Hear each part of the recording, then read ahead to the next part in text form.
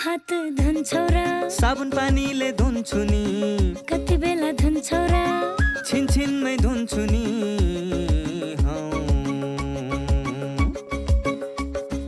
घरमा पस्दा अफिस पस्दा सधैँ धुन्छु हात कोरोनालाई यसै गरी भगाइदिन्छु म त घरमा पस्दा अफिस पस्दा सधैँ धुन्छु हात कोरोनालाई यसै गरी भगाइदिन्छु म त भान्सा छिर्नु अगाडि खाना खानु अगाडि जहाँ त्यही छोएपछि हातले छोपी खोकेपछि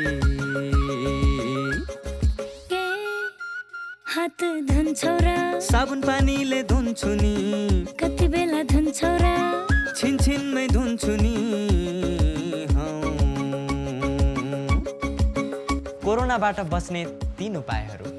व्यक्ति बीच 2 मिटर टाढा बस्ने, घरबाट बाहिर निस्कँदा मास्क लगाउने र बेला बेलामा साबुन पानीले मिच्ची 20 सेकेन्डसम्म हात धुने। कोरोनाबाट आफू पनि बचौँ र अरूलाई पनि बचाउँ।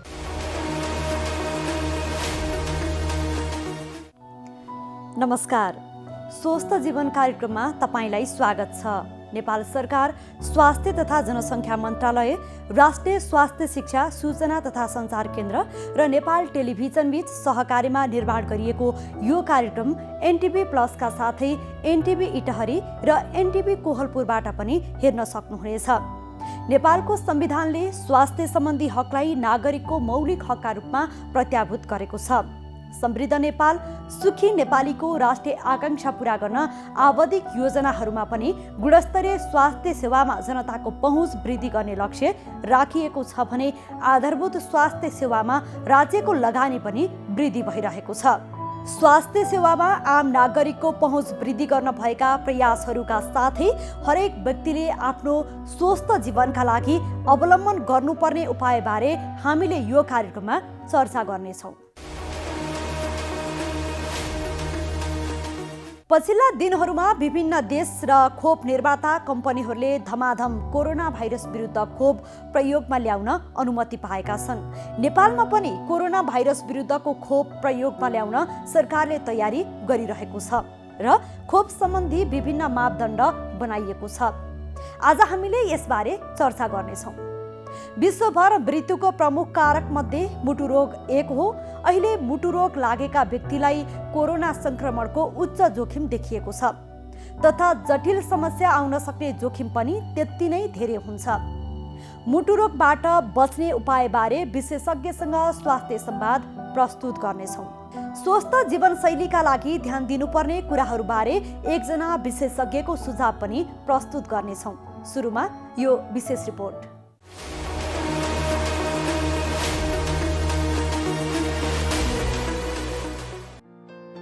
पछिल्ला दिनहरूमा विभिन्न देश र खोप निर्माता कम्पनीहरूले धमाधम कोरोना भाइरस विरुद्ध खोप प्रयोगमा ल्याउन अनुमति पाएका छन्। अमेरिका तथा बेलायत जस्ता देशहरूमा त खोप लगाउन सुरु गरिसकिएको छ। छिमेकी मुलुक भारतले पनि खोप लगाउने तयारी थालेको समाचार सार्वजनिक भइसकेका छन्। नेपालमा पनि कोरोना भाइरस विरुद्धको खोप प्रयोगमा ल्याउन सरकारले तयारी गरिरहेको छ। खोप सम्बन्धी विभिन्न मापदण्ड बनाइएको छ। पहिलो, कोभिड-19 विरुद्धको खोप WHO मा सूचीकृत हुनुपर्ने। दोस्रो, WHO मा आकस्मिक प्रयोगका लागि सूचीकृत हुनुपर्ने। तेस्रो, खोप उत्पादन गरेका मुलुकको नियमनकारी निकायमा दर्ता हुनुपर्नेका साथै त्यहाँका नागरिकहरूलाई खोप लगाइएको हुनुपर्ने र चौथो, नेपालको औषधि विभागमा दर्ता हुनुपर्ने व्यवस्था छ। अहिले कोभिड-19 विरुद्धको खोप उत्पादन गरेका मुलुकको नियमनकारी निकायमा दर्ता भएको त्यहाँका नागरिकहरूलाई खोप लगाइएको हुनुपर्ने र औषधि विभागमा दर्ता भएपछि नेपालमा ल्याएर लगाउन मिल्नेछ। सरकारले WHO मा सूचीकृत नभए पनि आकस्मिक अवस्थामा औषधि तथा खोप दर्ता व्यवस्थाका लागि औषधि ऐन 2035 अध्यादेश मार्फत संशोधन गरी जारी गरेको छ। अध्यादेश अनुसार कोभिड-19 विरुद्धको खोप WHO ले सूचीकृत नगरे पनि नेपालमा ल्याएर नागरिकलाई दिन सकिने स्वास्थ्य तथा जनसङ्ख्या मन्त्रालयले जनाएको छ। अहिलेसम्म WHO ले कोभिड-19 विरुद्ध बनेका कुनै पनि खोपलाई सूचीकृत र आकस्मिक प्रयोगका लागि पनि अनुमति दिएको छैन। त्यही भएर नेपालले कोभिड-19 विरुद्ध उत्पादन गरेको मुलुकको नियमनकारी निकायमा दर्ता र त्यहाँका नागरिकलाई लगाएको आधार तथा नेपालको औषधि व्यवस्था विभागमा दर्ता भएको अवस्थामा नागरिकलाई खोप दिनेछ।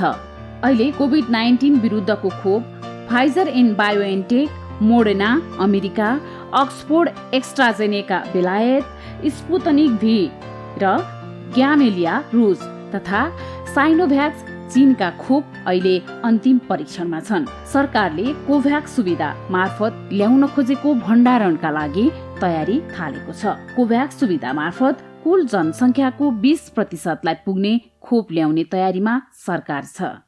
खोप अहिले फ्रीमा एभाइलेबल भइसकेका छैन। 2-3टा देशमा लगाइएको छ हैन, जस्तो युएसएमा, युकेमा चाहिँ रसियामा खोप लगाउनु भएको छ र त्यो खोप पनि इमर्जेन्सी अथोराइजेसन गरेर लगाएको।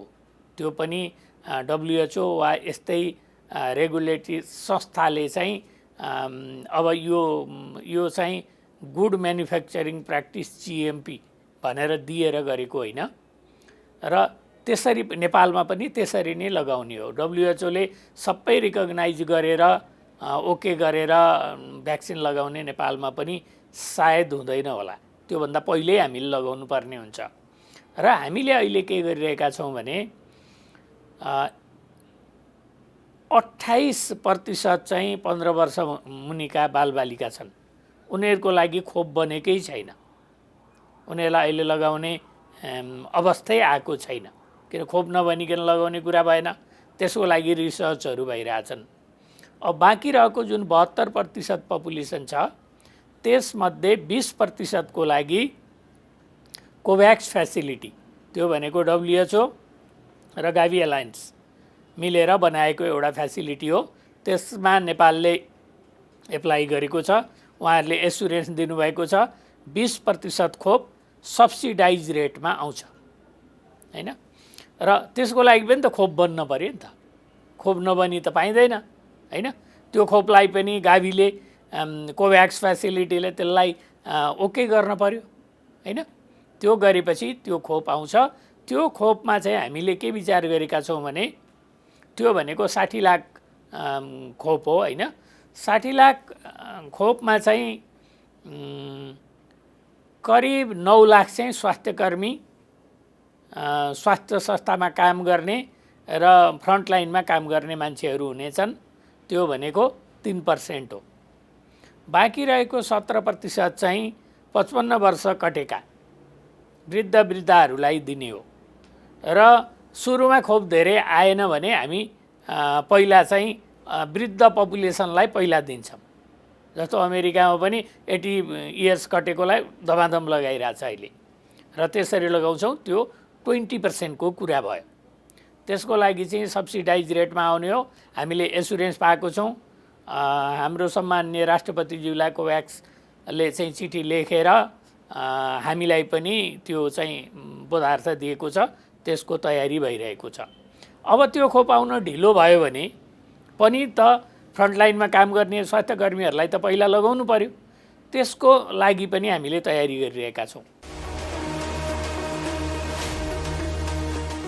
नमस्ते, म डाक्टर निपुञ्ज श्रेष्ठ, बालरोग विशेषज्ञ। अहिले यो कोभिड-19 इन्फेक्सनको जुन एउटा महामारी जुन सुरु भएको छ यसमा चाहिँ बालबालिकाहरू पनि उत्तिमै जोखिममा छन्। हामीले बालबालिकाहरूलाई यो कोभिड इन्फेक्सनबाट जोगाउनु धेरै जरुरी देखिन्छ। अब बालबालिकालाई जोगाउनको लागि हामीले जुन ठुलो मान्छेहरूको लागि भन्छौँ त्यस्तै नै हो। मास्कको प्रपर युज हुनु पर्यो, हात टाइममा धोइराख्नु पर्यो, ह्यान्ड सेनिटाइजरहरू युज गरिराख्नु पर्यो, सोसियल डिस्टेन्स मेन्टेन गर्नु पर्यो, बच्चाहरू बाहिर गएर अरूसँग धेरै घुलमिल हुनु भएन, घरमै बसिराख्नु पर्यो। यति हामीले गऱ्यौँ भने हामीले बालबालिकाहरूलाई पनि यो कोभिड-19 को इन्फेक्सनबाट बचाउन सक्छौँ। यो भन्दै बच्चाहरू जब घरमा हुन्छन् उसलाई एउटा चाहिँ घरमा चाहिँ एउटा ह्याप्पी इन्भाइरोमेन्ट पनि हामीले राखिदिनु पर्यो। बुवा आमाले बच्चालाई के गरेर खुसी राख्न सकिन्छ हैन, उसको इन्ट्रेस्ट के छ, म्युजिक गर्न चाहन्छ कि आर्ट गर्न चाहन्छ कि कुनै खेल घरभित्रै खेल्न चाहन्छ कि, त्यो सबमा बुवा आमा पनि इन्भल्भ भएर उसलाई चाहिँ खुसी राख्न सक्नुभयो भने उसलाई यो सिनारियो जुन अहिले कोभिड सिनारियो छ त्यसबाट हामी सुरक्षित राख्न सक्छौँ र उसको मानसिक र शारीरिक विकासमा पनि हामी मद्दत गर्न सक्छौँ जस्तो चाहिँ हामीलाई लाग्छ। ए सृजना, त किन हिजो अस्ति स्कुल नआएकी? हेर, मेरो त महिनाभरि सुरु भएछ। ए त्यही भएर पो स्कुल नआएकी? मलाई त पहिला एकदमै डर लागेको थियो, पछि आमाले सम्झाउनु भएपछि बल्ल बुझेँ। अनि स्कुल त आउनु पर्थ्यो नि त। आफूलाई कस्तो लाज लागेको थियो। होइन, के को लाजको कुरा गर्छन् यिनीहरू? केही होइन। सृजना पनि आइछन् त आज। अनि हिजो अस्ति कहाँ गएकी थियौ? खास कुरा उसको महिनावारी सुरु भएर समस्या भएछ मिस। महिनावारी हुनु समस्या होइन, यो त किशोरीहरूमा हुने सामान्य प्राकृतिक कुरा मात्रै हो। सामान्यतया महिनावारी 10 देखि 15 वर्षका किशोरीहरूमा सुरु हुन्छ। यो स्वाभाविक कुरा हो। महिनावारी हुँदाखेरि डराउने, चिन्ता लिने गर्नु हुँदैन। महिनावारी हुँदाखेरि अरू बेला जस्तै स्कुल आउनुपर्छ, तर व्यक्तिगत सरसफाइ भने बढी नै गर्नुपर्छ। महिनावारी भएको समयमा दिनहुँ नुहाउने, सफा कपडा लगाउने, सफा ठाउँमा सफा बिछौनामा सुत्ने, सफा प्याड लगाउने गर्नुपर्छ। महिनावारी हुँदा घर परिवार सँगै राखेर किशोरीहरूलाई पोसिलो खानेकुरा खुवाउनुपर्छ। नमस्कार, म डाक्टर मनबहादुर केसी, म मुटु रोग विशेषज्ञ हुँ र यहाँलाई अहिले यो जुन विश्वमा महामारी फैलिएको छ कोभिड-19, यसको बारेमा मलाई लागेको यहाँलाई सहयोगी हुन सक्ने केही बुँदाहरू राख्न गइरहेको छु। यहाँहरूले ध्यान दिएर सुनिदिनु होला र यसलाई सकभर कार्यान्वयन गर्ने प्रयास गर्नुहोला। यो कोभिड भन्ने समस्या तत्कालै हट्नेवाला छैन। यो समस्याबाट हामी कम्तीमा पनि 1-1.5 वर्षदेखि केही वर्षसम्म योसँग सँगै बाँच्नुपर्ने हुनसक्छ। त्यसो गर्दा यो समस्याबाट डराएर तर्सेर भागेर होइन, यसलाई डटेर सामना गर्नुपर्छ।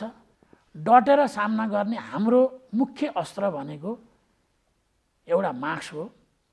मास्क अनिवार्य लगाऊँ र राम्रोसँग लगाऊँ, नाक मुख छोपिने गरी, टम्म हुने गरी।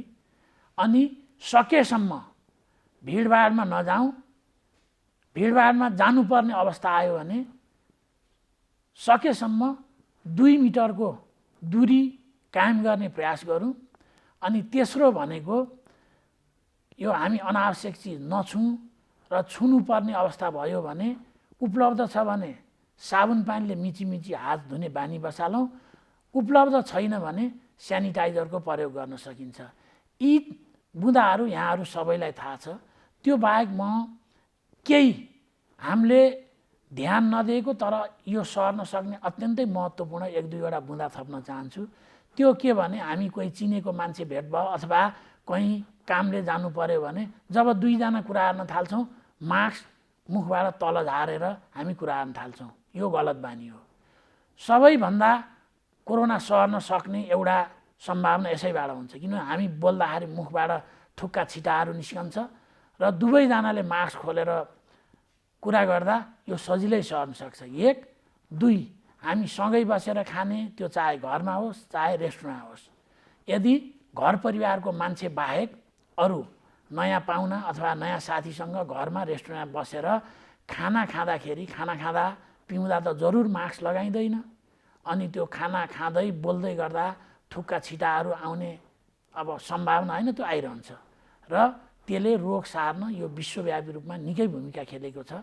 त्यसो गर्दा आवश्यक छैन भने साथीभाइ अथवा पाहुनाहरू अथवा अरू परिचितहरूसँग अनावश्यक जमघट गरेर सँगै खाने पिउने पनि नगरौँ, कम्तीमा 1-1.5 वर्षसम्म।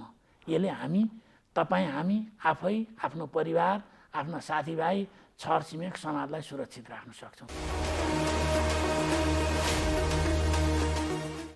मुटु रोग विश्वभर मृत्युको प्रमुख कारक मध्ये एक हो। मुटु रोग लागेका व्यक्तिलाई कोरोना संक्रमणको उच्च जोखिम देखिएको छ तथा जटिल समस्या आउन सक्ने जोखिम पनि त्यति नै धेरै हुन्छ। मुटु रोगीले कोरोना लाग्न नदिन विशेष सतर्कता अपनाउनु जरुरी छ। मुटु रोग र कोरोनाबाट बच्ने उपायबारे विशेषज्ञसँग स्वास्थ्य संवाद अबको क्रममा।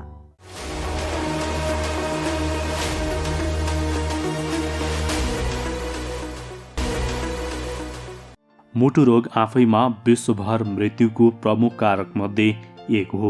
मुटु रोग भन्नाले हृदय अर्थात् रक्तवाहिनी नलीमा उत्पन्न हुन सक्ने विभिन्न समस्याहरूलाई भन्ने गरिन्छ। मुटु रोग उत्पन्न गराउन प्रमुख भूमिका खेल्ने कारकहरू उच्च रक्तचाप, धूम्रपान, मधुमेह, मोटोपन आदि हुन्। यी प्रमुख कारकहरूको ध्यान पुर्याउन सकियो भने मुटु रोगको जोखिमलाई नियन्त्रण गर्न सकिन्छ। मुटु रोगमा शरीरका मुख्य अङ्गहरूमा रगत सञ्चालन गर्ने धमनीहरू साँघुरो भएर अथवा थुनिएर रगत सञ्चालन बन्द हुन्छ र शीघ्र उपचार नपाए मृत्यु हुने जोखिम धेरै हुन्छ। कोरोनाका कारण मृत्यु हुनेमा मुटु रोगीहरू धेरै छन्। मुटु रोग लागेका व्यक्तिलाई कोरोना संक्रमणको उच्च जोखिम देखिएको छ तथा जटिल समस्या आउन सक्ने जोखिम पनि त्यति नै छ। त्यसै गरी कोरोना संक्रमणको क्रममा मुटुको मांसपेशीमा असर पुगेर मुटु रोग उत्पन्न हुन सक्ने जोखिम पनि रहन्छ। मुटु रोगबाट बच्ने उपायहरूबारे हामीले संवाद गरेका छौँ। अहिलेको यो आधुनिक जमानामा मान्छेको खानपिन चालचलन एकदमै फरक भएको छ पहिलाभन्दा। त्यसले गर्दाखेरि चाहिँ नि मुटु रोगीका सङ्ख्याहरू एकदम बढ्दैछन्। मुटु रोग पनि विभिन्न प्रकारका मुटु रोगहरू छन्। ती मुटु रोगमा पनि नसर्ने प्रकारका मुटु रोग, जुन पहिला सर्ने प्रकारका रोगहरू बढी थिए भने अहिले नसर्ने प्रकारका रोगहरू बढिराखेको छ।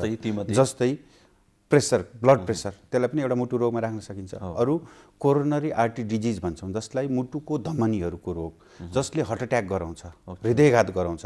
यी रोगहरू जसले चाहिँ आजको आधुनिक जमानामा मान्छेको खानपिन, रहनसहन र सेडेन्टरी लाइफस्टाइल भन्छौँ हामी, जो चाहिँ अलिकति एक्सर्साइजहरू नगर्ने, खानेकुराहरूमा चाहिँ नि ख्याल नगर्ने, यस्ता व्यक्तिहरूलाई चाहिँ बढ्दै गएको छ। त्यो हिसाबले चाहिँ नि संसारभरि नै यी रोगहरू, नसर्ने रोगहरू र मुटुका रोगहरू बढ्दै गएका छन्। र यो नसर्ने रोगहरूको समग्रमा यो अल्पविकसित र विकासोन्मुख देशमा पनि हेर्दाखेरि सर्ने रोगभन्दा नसर्ने रोगको चाहिँ चाप बढ्दै गएको देखिन्छ। र हाम्रो नेपालमा पनि नसर्ने रोगको चाप बढी छ र मुटु रोग चाहिँ डेफिनेटली बढी नै छ। हुन त यहाँहरू पनि एकदमै प्रेसरमा काम गर्नुपर्ने फिल्डमा हुनुहुन्छ होइन। अब साँझ बिहान केही भन्न पाइँदैन होइन। एउटा चाहिँ अब मान्छेको जीवनसँग जोडिएको कुरा हुन्छ, इमर्जेन्सी अपरेसनका कुराहरू। यो हाम्रो अहिलेको लाइफस्टाइल, हाम्रो प्रेसरमा काम गर्ने बानी र मुटुको केही सम्बन्ध छ, त्यसले पनि बढाउँछ रोगहरू? एकदमै यसको चाहिँ नि सम्बन्ध छ। जस्तो हामी मुटु रोगसँग सम्बन्धित कुरा गर्दाखेरि हाम्रो स्ट्रेस लिएर, जुन मान्छेको चाहिँ नि स्ट्रेसले के गर्छ त मुटुमा भन्ने कुरा गर्दा मुटुको चाल बढाउँछ, मुटुका धमनीहरूलाई असर गर्छ। त्यसले गर्दाखेरि मुटुको चाहिँ नि रोग अवश्य लाग्छ। हार्ट एट्याकहरू पनि स्ट्रेस एउटा एग्रेभेटिङ फ्याक्टर भन्छौँ, जसले धेरै चिन्ता लिन्छ त्यो व्यक्तिलाई चाहिँ हृदयघातको सम्भावना बढिरहन्छ। जसले चाहिँ चिन्ता बढी लिन्छ त्यो व्यक्तिको प्रेसर बढ्न सक्छ, ब्लड प्रेसर बढ्न सक्छ। ब्लड प्रेसरको कारणले गर्दा अर्को हिसाबले फेरि हृदयघातको सम्भावना बढ्दै जान्छ। अनि यी कारणले गर्दाखेरि चाहिँ नि जस्तो एउटा यो स्ट्रेस लिने कुरालाई मैले त्यसरी जोडेँ। अब खानपिनको कुरा गर्दाखेरि पनि बढी चिल्लो खाने, बढी गुलियो खाने, त्यसले गर्दाखेरि चाहिँ नि प्राकृतिक रूपमा नै व्यक्तिको तौल बढ्दै जान्छ।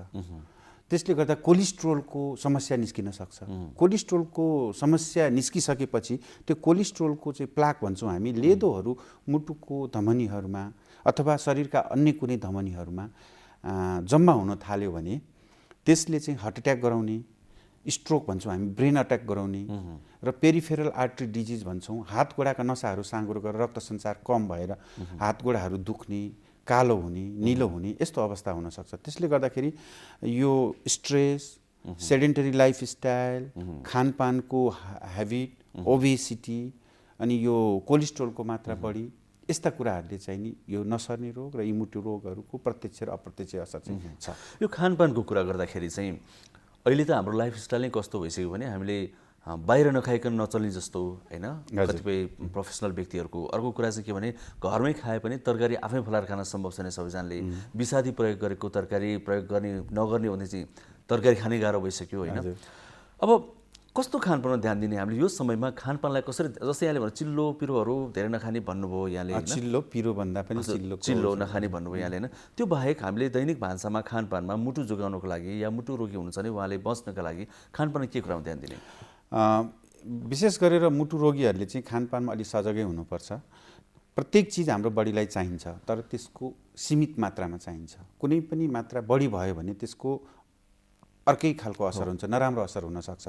जस्तो हाम्रो खानामा नर्मल्ली हुने के हुन्छ, कार्बोहाइड्रेट जसले चाहिँ नि सुगरको मात्राहरू बढाउँछ। अर्को प्रोटिन जसले चाहिँ हाम्रो शरीरमा ग्रोथ एन्ड डेभलपमेन्ट भन्छौँ त्यो गराउँछ। र अर्को फ्याट भनेको बोसिलो चिजहरू, त्यसको पनि हाम्रो शरीरमा आवश्यक हुन्छ। ती सबै कार्बोहाइड्रेट, प्रोटिन, फ्याटलाई ठिक ठिक मात्रामा मिलाएर खायो भने हामी ब्यालेन्स डाइट भन्छौँ। र मेजर पोर्सन चाहिँ ब्यालेन्स डाइटमा कार्बोहाइड्रेटकै हुन्छ, अनि प्रोटिनको हुन्छ, र सर्टेन चाहिँ नि फ्याटको हुन्छ। अनि त्यसमा चाहिँ अन्य चिजहरू, भेजिटेबलहरू, तरकारीजन्य हरिया सागपातहरू, यी कुराहरू पनि हामीले मिसाउनुपर्छ। त्यसको पनि आफ्नै फाइदा छ। अरू भयो दुध, दही, यी कुराहरू पनि हुन्छ। यी समग्रमा चाहिँ सबै कुराहरू मिलाएर खायो भने हामी ब्यालेन्स डाइट भन्छौँ। र अब के कति खाने, कस्तो चिज खानुहुन्छ हुँदैन मुटुको रोगीले भन्ने हिसाबको कुरामा यो चाहिँ नि एउटा साधारण नर्मल मान्छेले खाने कुरा गरेँ मैले। ब्यालेन्स डाइट त्यो लागु मुटु रोगीमा पनि हुन्छ, तर मुटु रोगीलाई चाहिँ हामीले त्यो ब्यालेन्स डाइटमा पनि कसरी मिलाएर खाने भन्ने हामी सल्लाह दिन्छौँ। जस्तो कार्बोहाइड्रेट, सुगर पनि भएको मान्छेलाई अलिकति मिलाएर खानु, अलिक कम गर्नुहोस् भन्छौँ। अब कोलेस्ट्रोल बढी भएको व्यक्ति छ भने तपाईँको चिल्लोको मात्रा कम गर्नु, विशेष गरेर घिउ, एनिमल फ्याटहरू जुन जनावरबाट पाइने चिल्लोपना हुन्छ, त्यसले त्यो चाहिँ नि हाम्रो जिउलाई त्यति फाइदा गर्दैन, स्पेसली मुटु रोगीलाई फाइदा गर्दैन। त्यो भएको भएर एनिमल जन्ने अथवा जनावरबाट पाइने चिल्लोहरूलाई कम गर्नु भन्छ। त्यसमा चाहिँ घिउ पनि पर्छ। अर्को रह्यो प्रोटिन। प्रोटिनको चाहिँ नि प्रत्यक्ष मुटुमा त्यस्तो असर केही पनि छैन, तर प्रोटिन हाम्रो शरीरमा चाहिन्छ। त्योभन्दा बढी भयो भने चाहिँ त्यो कुनै पनि चिजको चाहिँ राम्रो अवस्था त भएन। तर अहिले विभिन्न ठाउँमा तपाईँहरूले पनि सुन्नुभयो होला, मिडियाकर्मीलाई झन् थाहा हुने कुरा भइहाल्यो, किटोजेनिक डाइट वेट घटाउनलाई चाहिँ कार्बोहाइड्रेटको मात्रा कम गर्ने र प्रोटिनको मात्रा बढी गर्ने भनेर विभिन्न संसारमा विभिन्न अध्ययन अनुसन्धान भएको छ। त्यो हिसाबले प्रोटिनको मात्रालाई त्यति धेरै रेस्ट्रिक्ट गर्नु पर्दैन। फ्याटलाई, चिल्लो पदार्थलाई कम गर्नु पर्यो, कार्बोहाइड्रेटलाई अलिक घटाउनु पर्यो। अनि त्यसपछि फलफुल, हरिया सागपात जसले मुटु बिमारीलाई एकदमै फाइदा गर्छ। यी कुराहरूमा चाहिँ अलिकति हामीले चाहिँ सागपात र फलफुललाई चाहिँ अलिक बढी प्रयोग गर्नुहोस् भनेर हामी भन्छौँ। अन्य उसमा चाहिँ दुध, दही भन्ने कुरा त हाम्रो एउटा खानेकुरामा हाम्रो परापूर्वकालदेखि चलिआएको त्यो हानि गर्ने कुरा होइन रहेछ। त्यसलाई चाहिँ हामी खासै रेस्ट्रिक्ट गर्दैनौँ अथवा नखानुस् पनि भन्दैनौँ। कसै बिरामीहरूले सोध्नुहुन्छ मैले दुध खान मिल्छ, दही खान मिल्छ भनेर। दुध र दही एकदमै राम्रो चिज हो। दुधमा धेरै चिल्लो छ भने चिल्लोको तर निकालेर खानुहोस् भनेर हामी भन्छौँ, जसले चाहिँ चिल्लोको मात्रा अलिक घटाउन सहयोग गर्छ। र समग्रमा भन्दाखेरि चाहिँ नि मुटु बिरामीले चाहिँ खानेकुरामा, आहार व्यवहारमा एकदमै सजग हुनुपर्छ। हजुर, अहिले चिसो मौसम छ।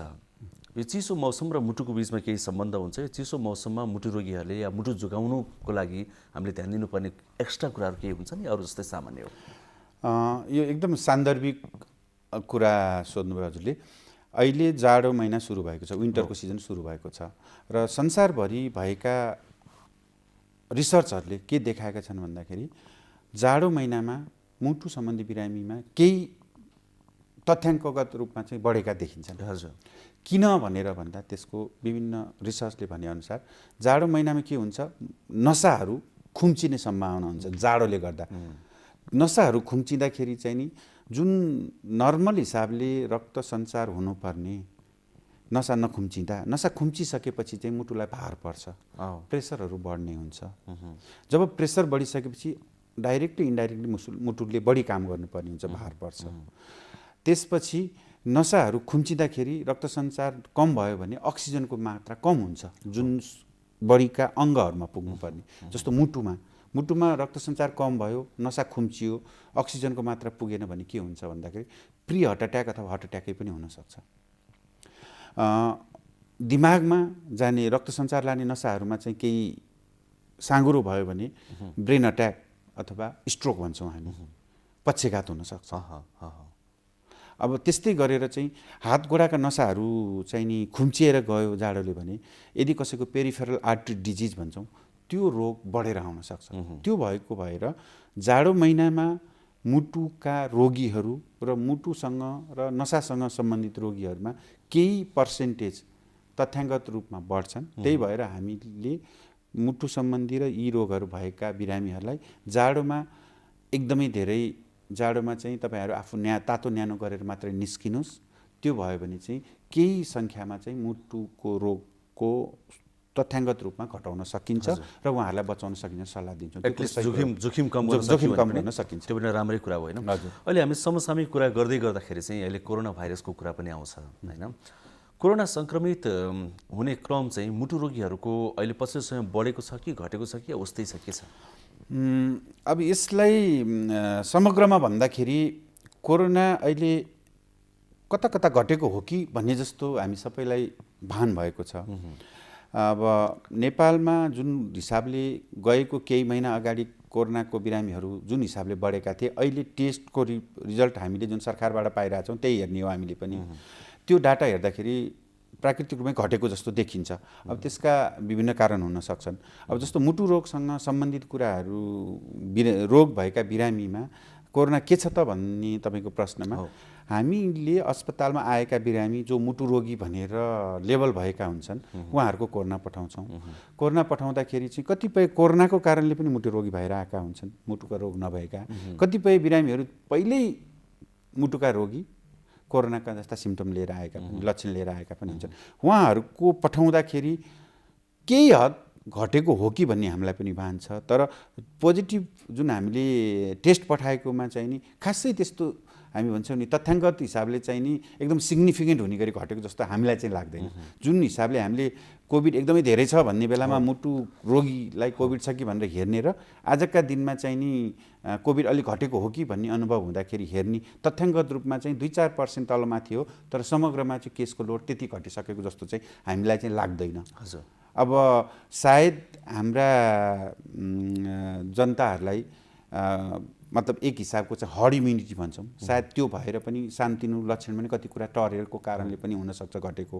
अर्को कुरो चाहिँ नि अब यो कोरोना भनेको यस्तै रहेछ, 80% बिरामी त यसै पनि ठिक हुन्छन्, जसमा चाहिँ साधारण रुगाखोकी जस्तो अथवा केही माइनर लक्षण मात्रै भएर पनि ठिक हुन्छन्। सायद ती बिरामीहरूको सायद अहिले टेस्ट भएन कि पहिला जुन एक प्रकारको प्यानिकी थियो नि, ओहो मलाई त जिउ दुख्यो, टाउको दुख्यो, रुगा लागे जस्तो यो कोरोनै हो कि भनेर जुन चाहिँ नि बिरामी हो कि भनेर चाहिँ नि टेस्ट गर्न जाने एउटा मान्छेहरूको चाप थियो, त्यो चाप कम भएको छ। यो साधारण ऊ मात्रै हो, रुगा हो कि सिजनल फ्लू हो कि भन्ने हिसाबले केही दिन बस्ने, आफूलाई अलि आराम भयो जस्तो भयो भने टेस्ट नगराउने, आराम भएन भने मात्रै गएर टेस्ट गर्न जानिन्छ। त्यसले गर्दाखेरि नम्बर चाहिँ अलिक घटेको जस्तो लाग्छ।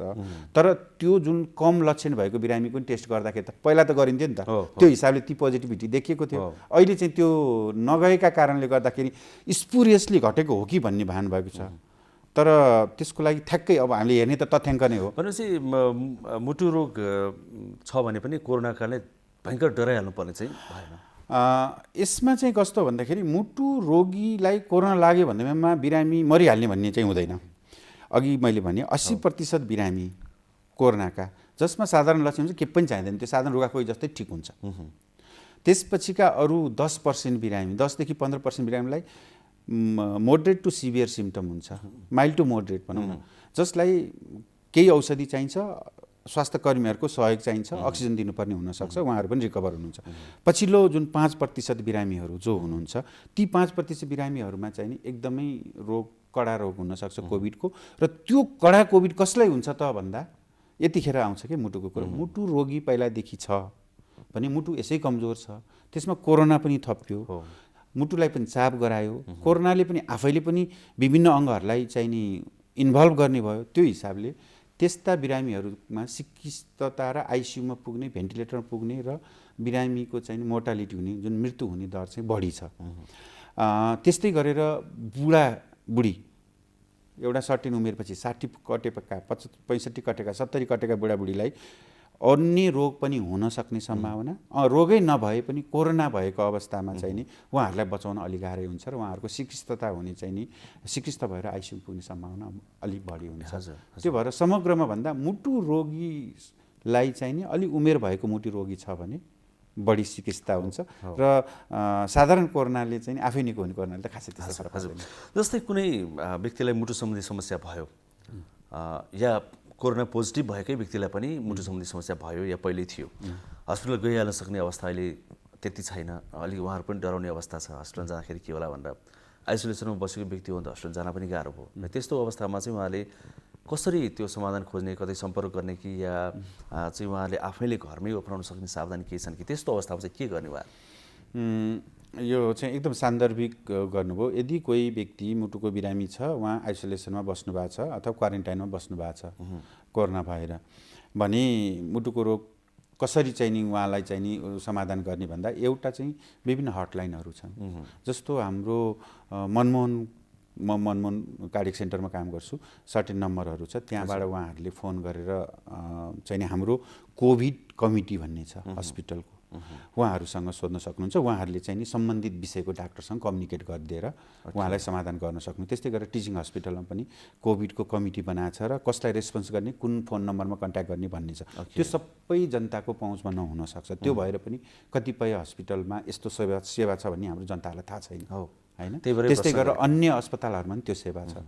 र अहिले जुन हाम्रो मिडियाहरूले भन्नुहुन्छ यो भयो भने चाहिँ तपाईँहरू घरमा बस्नुहोस्, यो सिम्टम देख्यो भने तपाईँहरू अस्पताल जानुहोस् भन्ने जुन तपाईँ मिडियाकर्मीहरूले जुन एउटा चेतनाको जनचेतना जब जगाउनु भएको छ, त्यसले चाहिँ नि कोभिडै भए पनि व्यक्तिहरू अस्पताल आउन थालेका छन्। अब त्यो मान्छे जसलाई कोभिड भएको छ, पहिला जुन सुरुमा कोभिड सुरु हुँदाखेरि स्वास्थ्यकर्मी, डाक्टर, नर्सेस सबैमा एक प्रकारको प्यानिकी थियो। तर समय बित्दै जाँदाखेरि सबै कुराहरू हामीले पचाउनु पर्दो रहेछ। आज म नै पहिला कोभिडको बिरामी आउँदा जति तर्सिन्थेँ आज म त्यति तर्सिन्न। किन भन्दा मलाई थाहा भइसक्यो कि यो एउटा सर्ने रोग हो। हामीले यसमा सर्टेन हिसाबको चाहिँ प्रिकसन लिनुपर्छ, अलिकति जागरुक हुनुपर्छ, अलिकति बिरामीको डिस्टेन्सिङ गर्नुपर्छ, मास्क लगाउनुपर्छ, एक प्रकारको चाहिँ सुरक्षाको सामग्रीहरू प्रयोग गरेर बिरामीलाई चाहिँ नि जाँच्ने, बुझ्ने र परामर्श दिँदैमा यो सरिहाल्ने होइन रहेछ। त्यो सुरक्षाको सामग्रीहरूमा प्रयोग गर्दाखेरि कुनै ठाउँमा ब्रिज भयो भने चाहिँ सर्न सक्छ भन्ने हिसाबले जुन हामीले अहिले फिल गऱ्यौँ, त्यो भएर स्वास्थ्यकर्मीहरूमा चाहिँ एक प्रकारको कन्फिडेन्सको लेभल बढेको छ। सङ्क्रमित भए पनि सबैलाई अप्ठ्यारो हुँदैन भन्ने हिसाबले। त्यही भएर त्यस्ता बिमारीहरू जसलाई कोरोना पोजिटिभ छ र कोभिड के अरे मुटुका पनि समस्या छ भने उहाँहरू हस्पिटल आउन सक्नुहुन्छ र त्यो अनुसारको चाहिँ हाम्रो कोभिड डेडिकेटेड आउटपेसेन्ट क्लिनिक हुन्छ। त्यहाँ चाहिँ नि बस्ने चाहिँ स्वास्थ्यकर्मीले, डाक्टरले मुटुको रोगी हो भनेपछि चाहिँ नि मुटुको उसमा पठाइदिन्छ। अनि हामीले के गर्ने गरेका छौँ भन्दाखेरि जस्तो हार्ट एट्याकै भएर आएको छ कोभिड पोजिटिभ पेसेन्ट अथवा हार्ट एट्याक भएर आएको बिरामीलाई हामीले कोभिड पठाउँदा पोजिटिभ आएको छ, उहाँहरूलाई हामी के गर्छौँ, एउटा होल्डिङ वार्डमा राख्छौँ बिरामीको अवस्था हेरेर। जनरल होल्डिङ वार्ड र क्रिटिकल केयर होल्डिङ वार्ड भन्ने हामीले यसरी बनाएका छौँ।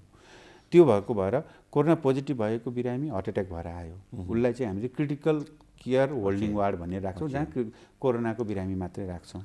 र अनि त्यसपछि त्यहाँ उहाँले उपचार पाउनुहुन्छ। अनि हाम्रो जो स्वास्थ्यकर्मीहरू उपचारमा खटिनु भएको छ उहाँहरूले आफ्नो सुरक्षाको सामग्री अपनाएर ड्युटी आफ्नो सिफ्टमा गर्नुहुन्छ। त्यो अनुसार चाहिँ हस्पिटलहरू सेफ्टी मेजर्स लिएर गर्ने। भनेपछि विभिन्न नम्बरहरू छन्। अहिले त वेबसाइटहरू पनि हेर्न सकियो भनेदेखि इन्टरनेटमा पनि हेर्न सकियो होइन। हस्पिटल आएपछि प्रिकसन त्यो भयो। जस्तै कतिपय ठाउँहरू जहाँ चाहिँ ग्रामीण बस्तीहरूमा स्वास्थ्य चौकी मात्रै छन्, उपस्वास्थ्य चौकी मात्रै छन् होइन, हस्पिटलको पहुँचमा जो हुनुहुन्न उहाँहरूले चाहिँ आफ्ना स्वास्थ्य चौकीमा जाँदाखेरि स्वास्थ्यकर्मीलाई त्यहाँ लोकल लेभलमा भेट्ने स्वास्थ्यकर्मीलाई भेट्दाखेरि पनि के हदसम्मको समाधान त मिल्छ नि? मिल्छ।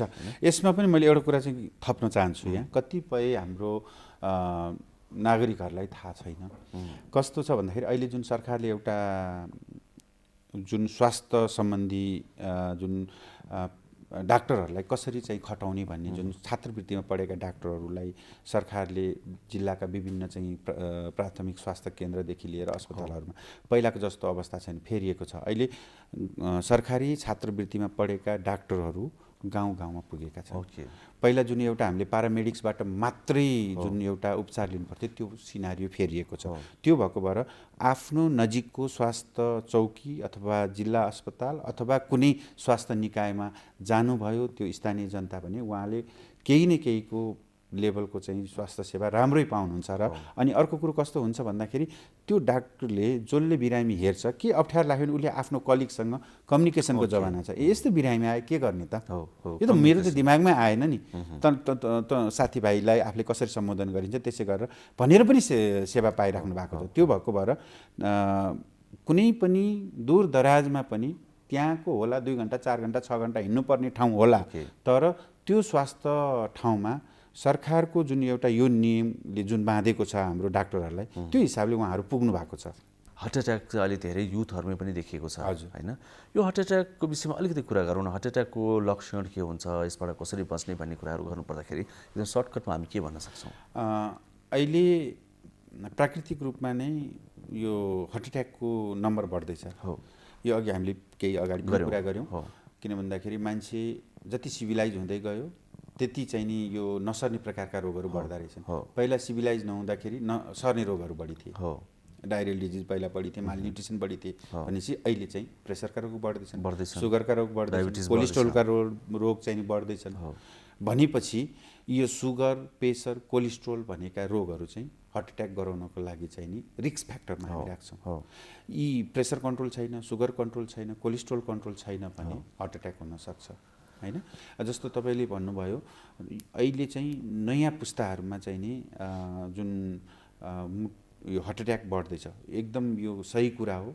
संसारभरिको डाटाले पनि त्यही देखाएको छ। हाम्रो नेपालमा पनि जुन हामी संस्थामा हामी काम गर्छौँ, पहिला एकदमै 50 वर्ष 60 वर्ष कटेको व्यक्ति हार्ट एट्याक भएर आउँथ्यो भने अहिले हामीले चाहिँ 25 वर्ष 30 वर्ष व्यक्ति पनि देखाएको। छोरा मान्छे मात्र होइन, छोरी मान्छे पनि। पहिला छोरी मान्छे 40 भन्दा मुनिकोलाई त हार्ट एट्याकै हुन्न कि भन्ने जस्तो पनि कुरो थियो। यी कुराहरू चाहिँ अहिले देखिँदै आएका छन् र हामीले उपचार गरिराखेका छौँ त्यस्ता व्यक्तिहरूलाई।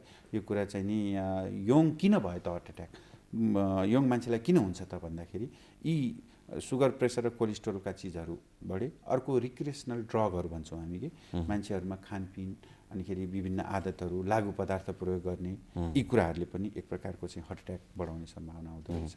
अर्को कुरो चाहिँ नि फ्यामिली हिस्ट्री, जसको पारिवारिक हिसाबले चाहिँ नि कसैमा चाहिँ मुटु रोग थियो र मुटु रोग भएको हार्ट एट्याक भएको छ भने त्यो व्यक्तिलाई चाहिँ नि वंशाणु हिसाबले जुन कुरा हामीले परिवर्तन गर्नै सकिँदैन, त्यो रिस्क फ्याक्टरलाई हामीले परिवर्तन गर्न सक्ने र नसक्ने भनेर राख्छौँ। त्यसमा नजाउँ, हजुरले भने जस्तो छोटोमा राख्छौँ भने जस्तो यङ मान्छेहरूमा हृदयघातको सङ्ख्या बढेको छ। त्यो विविध कारणहरूमा चाहिँ नि अहिलेको आधुनिकीकरण, junk food, pressure, sugar, cholesterol, एक्सर्साइजको कमी प्लस वंशानुबाट लिएर आएका केही गुणहरू, यी कुराहरूले गर्दाखेरि चाहिँ बढ्छ। अब लक्षण यसको हुँदैन है, प्रायः हार्ट एट्याकको लक्षण हुन्छ। जस्तै हार्ट एट्याकको लक्षणमा चाहिँ कस्तो हुन्छ भन्दाखेरि जतिखेर एक्युट एट्याक भयो हजुर त्यतिखेर चाहिँ लक्षण हुन्छ। कुनै कुनै बिरामी अलि एकदमै चाहिँ नि जेन्युनली आफूले आफ्नो जिउमा के भइरहेछ भन्ने फिल गर्ने भने केही अगाडिदेखि उसले थाहा पाउन सक्छ। तर जतिखेर हार्ट एट्याक भयो त्यतिखेर चाहिँ बिरामीको छाती दुख्छ, देब्रेतिरको छाती दुख्छ, विशेष गरेर एकदम टिपिकल बिरामीको भन्दैछु म। र छाती दुखिसकेपछि त्यो यस्तो खालको दुख्छ कि छाती त्यो बिरामीले सहनै नसक्ने। एउटा व्यथा लागेको महिलालाई जसरी चाहिँ नि पेट दुख्छ त्योभन्दा सिभियर खालको दुख्छ भन्छौँ हामी, त्यस्तो खालको देब्रे पाटोमा दुख्छ छाती। त्यो दुखाइ सरेर देब्रे कुम, हात, औँला, चिउँडो र दाँतसम्म पनि जान्छ र कसैको कानमा पनि जान्छ। कसैको चाहिँ नि छातीको दुखाइ सरेर पेट को नाइटोभन्दा माथिको पेटसम्म पनि जान सक्छ। त्यो बेलामा बिरामीलाई चाहिँ नि वाक हुने, बान्ता हुने, अनि त्यसपछि एकदम खलखली पसिना आउने, सासै फेर्न गाह्रो हुने, बेहोसै हुन सक्ने, यस्ता खालका लक्षणहरू हुन सक्छन्। यो चाहिँ हार्ट एट्याक ठ्याक्कै नसा, मुटुको नसा बन्द भएर हृदयघात हुँदाका एक्युट लक्षणहरू हुन्। त्यसरी चाहिँ हामी त्यो भयो भने चाहिँ सतर्क भइहाल्नु पर्छ। अनि अब जस्तो मैले अघि भने कि पहिलादेखि पनि हुन्छ त भन्दाखेरि कोही बिरामी चाहिँ नि हिँड्दाखेरि मेरो अलिकति छाती दुख्छ, म यसो बस्यो भने आराम हुन्छ, फेरि उकालो चढ्न लाग्यो भर्याङ चढ्यो दुख्छ, फेरि बस्यो भने कम हुन्छ भने त्यो चाहिँ नि प्री अट्याकको सम्भावना हो। त्यस्तो व्यक्तिले चाहिँ नि तुरुन्त नजिकको स्वास्थ्य संस्थामा गएर मुटुसँग हेर्ने, नभए पनि फिजिसियनसँग परामर्श लिनुपर्छ।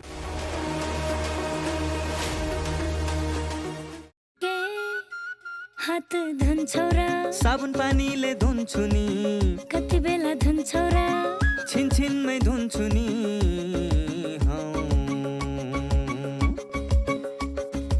घरमा पस्दा अफिस पस्दा सधैँ धुन्छु हात, कोरोनालाई यसै गरी भगाइदिन्छु म त। घरमा पस्दा अफिस पस्दा सधैँ धुन्छु हात, कोरोनालाई यसै गरी भगाइदिन्छु म त।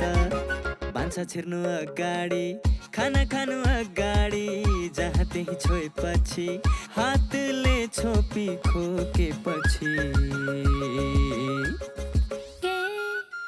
हात धुन्छौ र साबुन पानीले धुन्छु नि कति बेला धुन्छौ र छिनछिनमै धुन्छु नि कोरोनाबाट बच्ने 3 उपायहरू। व्यक्ति व्यक्ति बीच 2 मिटर टाढा बस्ने, घरबाट बाहिर निस्कँदा मास्क लगाउने र बेला बेलामा साबुन पानीले मिच्ची 20 सेकेन्डसम्म हात धुने। कोरोनाबाट आफू पनि बचौँ र अरूलाई पनि बचाउँ। नमस्कार, म डाक्टर गणेश गुरुङ, म हाड जोड्ने विशेषज्ञ।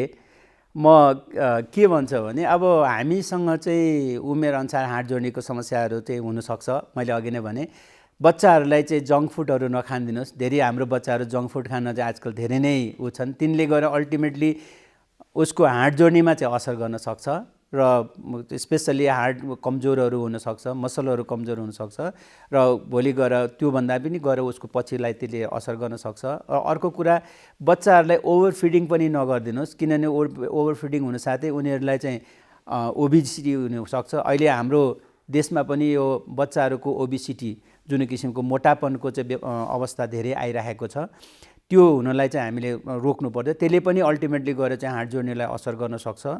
र अर्को कुरा चाहिँ अब धेरै चिसोमा बस्ने घुम्नेहरू पनि तपाईँहरूले आफ्नो जिउलाई तन्दुरुस्त बनाएर राख्नु पर्यो। खानेकुरोमा तपाईँहरूले सागसब्जीहरू प्रशस्त मात्रामा खानुहोस्, गेडागुडी खानुहोस्, हाई प्रोटिन खाना खानुहोस् र रोटीहरू खानुहोस्। हाई प्रोटिन भनेर तपाईँले मासु नै खानुपर्छ भन्ने धेरै जरुरी छैन। गेडागुडीहरू प्रशस्त मात्रामा खानुहोस्, रेगुलर एक्सर्साइजहरू गर्नुहोस्। मुटुलाई मात्रै होइन, हाड जोड्नेलाई त्यसले धेरै नै ठुलो असर गर्न सक्छ, धेरै राम्रो गर्छ। त्यस कारणले म के भन्छु भने हाम्रो विशेष गरेर हाम्रो बुढाबुढीहरूमा ढाँडको चाहिँ समस्याहरू हुन्छन्, यङ एजमा पनि ढाँडको समस्याहरू हुन्छन्। त्यो समस्याहरूलाई समाधान गर्न तपाईँहरूले आफ्नो समस्यालाई स्पेसली बच्चाहरूमा ढाँडको समस्या भयो भने तुरुन्तै डाक्टरहरूलाई चाहिँ सल्लाह लिनुहोस्। यङ एजमा पनि ढाँडको समस्या छ भने तपाईँले तुरुन्तै डाक्टरहरूलाई सल्लाह लिनुहोस्। र बुढाबुढीमा चाहिँ हाम्रो यो डिजेनेरेटिभ प्रोसेस जुन के भनौँ न, हाड जोड्ने खिने कारणले चाहिँ बढी ढाँड दुख्ने हुनाले तपाईँले साधारण मेडिकेसनबाट साधारण उपचारबाट भएन भने सम्बन्धित विशेषज्ञलाई तपाईँले गएर चाहिँ सेवा लिनुपर्ने हुनसक्छ। अर्को कुरा चाहिँ अब उमेरको कारणले हाम्रो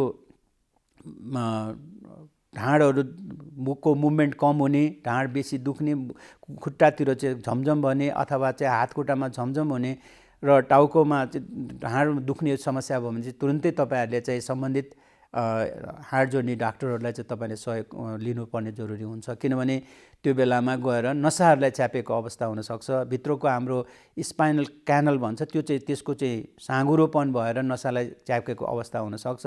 त्यसले गर्दा भोलि गएर पर्मानेन्ट नसालाई असर गरेर दुख्ने अवस्था के अरे पर्मानेन्टली न्युरोलोजी डेफिसिट हुनसक्ने अवस्था हुने हुनाले तपाईँले त्यसको जरुरी हुन्छ। त्यस कारणले त्यस्तो बेलामा तपाईँले चाहिँ तुरुन्तै गएर चाहिँ सेवा लिनु, सल्लाह लिनु चाहिँ जरुरी हुनसक्छ हैन।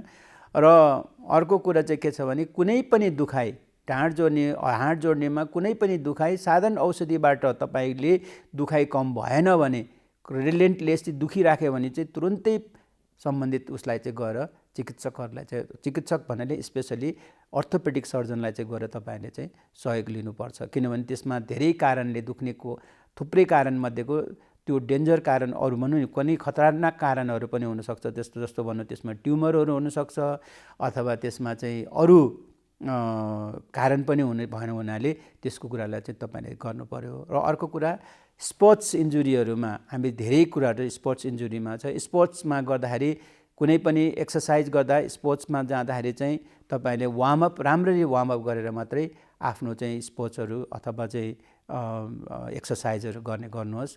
बिना वार्मअप हेभी एक्सर्साइज गर्दाखेरि पनि भोलि गएर त्यसको नसाहरू, लिगामेन्ट्सहरूमा अथवा मसलहरूमा चाहिँ त्यसको स्ट्रेन हुने हुनाले त्यसले गएर पर्मानेन्ट तपाईँहरूले दुःख दिने हुनसक्छ।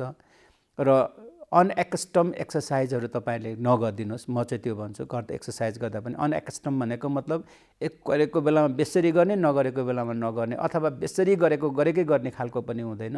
बिस्तारै ग्रेजुअली बढाउँदै लाने गर्ने खालको गर्नुपर्छ। त्यही भन्न चाहन्छु। र बच्चाहरूको जुन पुल एल्बोको कुरा छ, जन कि हात बच्चाहरूलाई तान्दाखेरि खुसुक खुसुक यहाँको चाहिँ हड्डी खुस्केर बच्चाहरू हात चलाउने, बच्चाहरू रोएर दुःख दिने हुन्छन्, हातको चाहिँ हड्डी यहाँको जोड्नी खुस्किने हुन्छ। त्यसमा पनि तपाईँहरूले बच्चालाई विशेष गरी बोक्दाखेरि चाहिँ यसमा उसको चाहिँ शरीरमा समातेर उचाल्ने र उचाल्दाखेरि पनि त्यस्तो किसिमको गर्ने र हातमा समातेर यसरी उचाल्ने। हाम्रो टिपिकल नेपाली उखानमा भने नि मामा घर देखाउने भनेर हातमा उचाल्ने चलन छ, त्यस्तो किसिमको कुराहरू चाहिँ नगरिदिनुहोस्, यही कुरा भन्न चाहन्छु। लामो प्रसुति व्यथाको कारण बच्चाको टाउकोले योनि मार्ग र पिसाब थैली वा दिशा थैली वा दुवैलाई थिचेर प्वाल परेर प्रसव फिस्टुला हुन्छ। प्रसुतिपछि महिलामा दिशा चुहिरहने, पिसाब चुहिरहने वा दिशा पिसाब दुवै चुहिरहने समस्या प्रसव फिस्टुला हो। कलिलो उमेरमा बच्चा जन्माउँदा पनि प्रसव फिस्टुला हुन सक्दछ। प्रसव फिस्टुलाले महिलाहरूलाई शारीरिक, मानसिक तथा सामाजिक समस्या सृजना गर्छ। प्रसव फिस्टुला रोकथाम गर्न सकिन्छ। नियमित गर्भ जाँच गर्ने, जन्मान्तरका लागि परिवार नियोजनको साधन प्रयोग गर्ने, स्वास्थ्य संस्थामा दक्ष प्रसुतिकर्मीबाट सुत्केरी गराएमा प्रसव फिस्टुला हुनबाट बचाउन सकिन्छ। प्रसव फिस्टुला उपचारबाट निको हुन्छ। उपचार पाइने अस्पतालहरू बीपी कोइराला स्वास्थ्य विज्ञान प्रतिष्ठान धरान, काठमाडौँ मोडल अस्पताल काठमाडौँ, सुर्खेत प्रादेशिक अस्पताल सुर्खेत।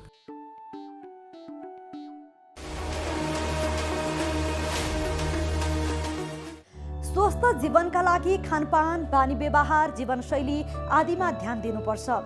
यदि यी सबै कुराको सही रूपमा पालना भयो भने हाम्रो जीवनमा सकारात्मक प्रभाव पर्छ र हामी स्वस्थकर जीवनयापन गर्न सक्छौँ। सफल जीवनको मूल आधार पनि स्वस्थ शरीर नै हो। अव्यवस्थित दिनचर्याले हाम्रो स्वास्थ्यमा प्रतिकूल असर पारिरहेको हुन्छ। स्वस्थ जीवनशैलीका लागि ध्यान दिनुपर्ने कुराहरूबारे एकजना विशेषज्ञको सुझाव अबको क्रममा।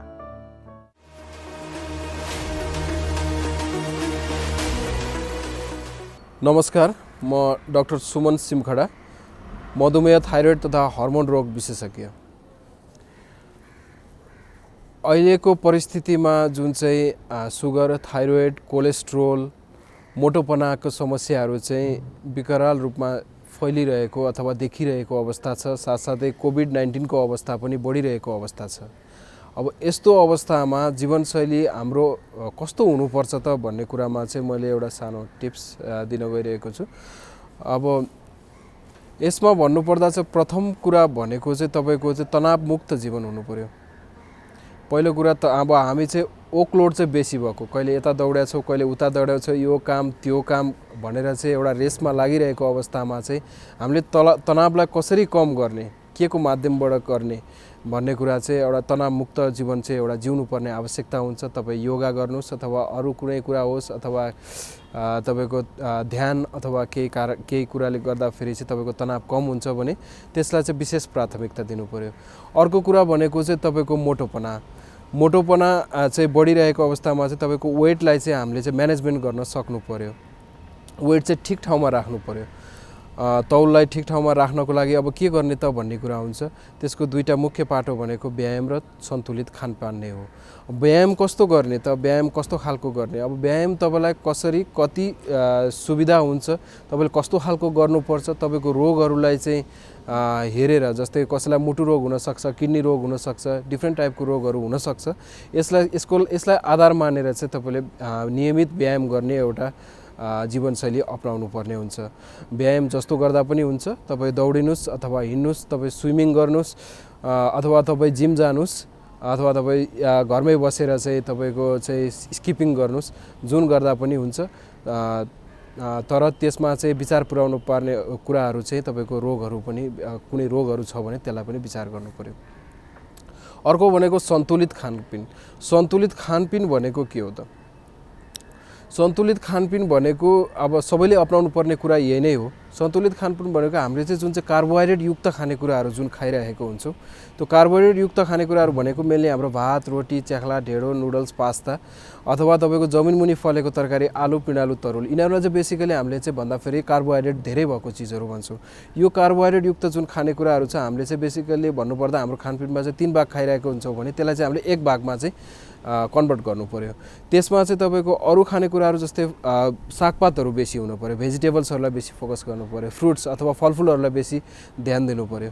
त्यस्तै तपाईँको चाहिँ अरू भनेको तपाईँको चाहिँ मेन अब प्रोटिनहरू हुन्छ, प्रोटिनहरूलाई पनि बेसी फोकस गर्नु पर्यो। प्रोटिन भनेको तपाईँको माछा मासु दाल गेडागुडीलाई पनि फोकस गर्नु पर्यो। यसमा तपाईँको नुन ठिक मात्रामा हुनु पर्यो, तेल ठिक मात्रामा हुनु पर्यो र चिनीयुक्त खानेकुरा अथवा गुलियो खानेकुराहरूलाई कम गर्नु पर्यो।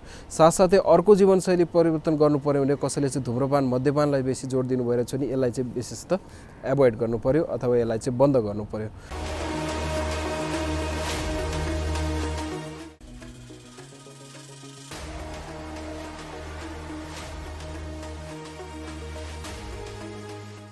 कार्यक्रम स्वस्थ जीवन हरेक दिन एनटिभी प्लसबाट बिहान 7 बजेदेखि 8 बजेसम्म र पुनः साँझ 5 देखि 6 बजेसम्म एनटिभी कोहलपुरबाट दिउँसो 1 देखि 2 बजेसम्म र एनटिभी इटहरीबाट दिउँसो 2 देखि 3 बजेसम्म प्रसारण हुने गरेको छ।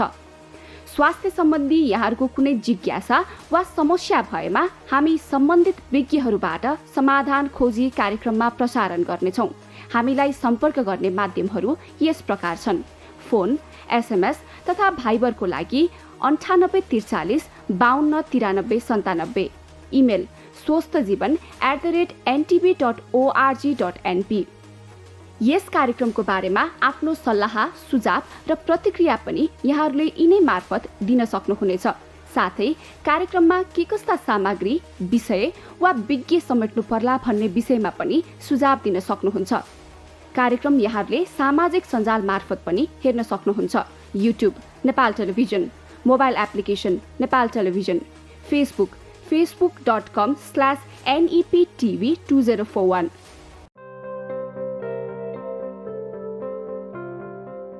नानु होमवर्क सक्यो त? गर्दैछु बुवा। कस्तो चुरोट गनाएको। होइन चुरोट खाएकै छैन।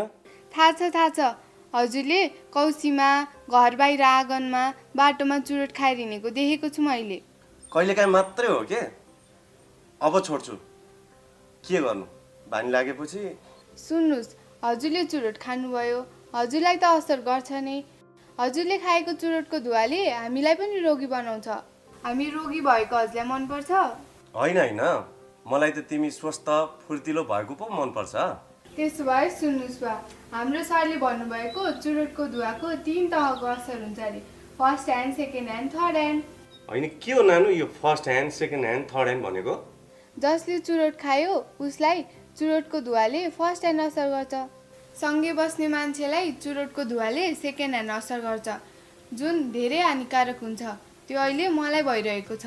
सरी नानु, अनि यो थर्ड ह्यान्ड भनेको के नि? हजुरले जुन ठाउँमा बसेर चुरोट खानुभयो त्यो ठाउँमा पछिसम्म चुरोटको धुवाको असर रहिरहन्छ। त्यही ठाउँमा पछि आएर बस्ने मानिसलाई पनि असर गर्छ, त्यो थर्ड ह्यान्ड भयो। ए बुझेँ, यो त ठुलो अपराध पो रहेछ। अब म प्रतिज्ञा गर्छु, आजैदेखि धुम्रपान त्याग गर्छु। धन्यवाद बुवा।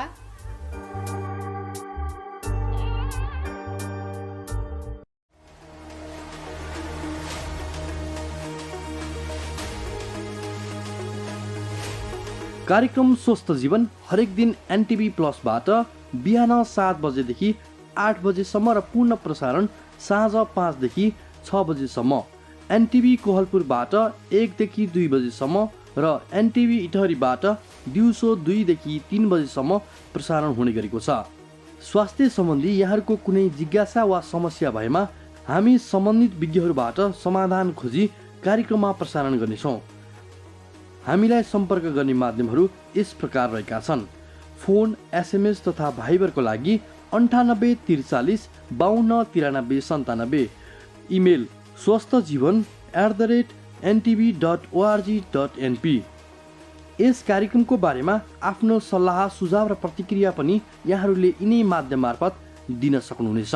साथै कार्यक्रममा के कस्ता सामग्री, विषय वा विज्ञहरू समेट्नु पर्ला भन्ने विषयमा पनि सुझाव दिन सक्नुहुन्छ। कार्यक्रम यहाँहरूले सामाजिक सञ्जाल मार्फत पनि हेर्न सक्नुहुनेछ। YouTube Nepal television, mobile application Nepal television, Facebook facebook.com/neptv2041।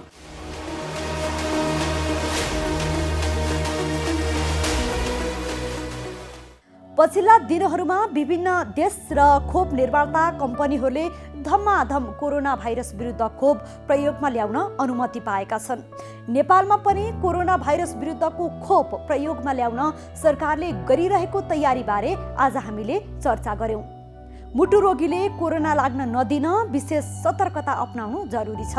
उच्च रक्तचाप तथा मुटु रोगका बिरामीले जटिल समस्या आउन नदिन जीवनशैलीमा सुधार गर्ने, व्यायाम गर्ने, खानपानमा ध्यान पुर्याउने, धुम्रपान नगर्ने, चिल्लो कम खाने आदि गर्नुपर्छ।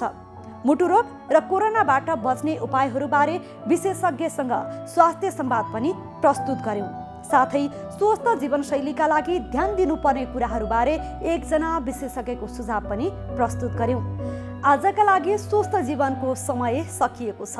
यो कार्यक्रम नेपाल टेलिभिजनको वेबसाइट www.nepaltvonline.com तथा नेपाल टेलिभिजनको मोबाइल एप र फेसबुक, युट्युब जस्ता सामाजिक सञ्जालमा पनि हेर्न सक्नुहुनेछ।